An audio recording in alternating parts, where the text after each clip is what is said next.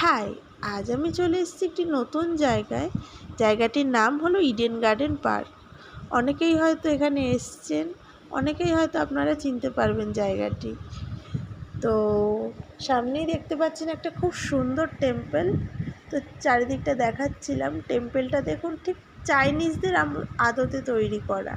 ওয়েদারটাও খুব সুন্দর ছিল, না বেশি রোদ না বেশি মেঘলা।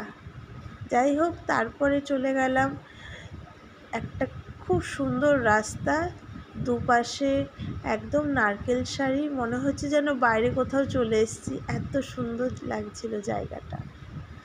তো তারপরে একটু হাঁটছিলাম।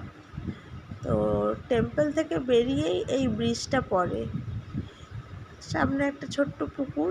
এই ব্রিজটা তারপর পার করতে হয়। তো এই জায়গাটাও খুব সুন্দর জায়গা, দেখার মতো।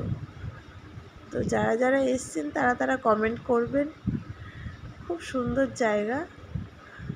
তো তারপর আমি একটু দাঁড়িয়ে ক্যাট মারছিলাম।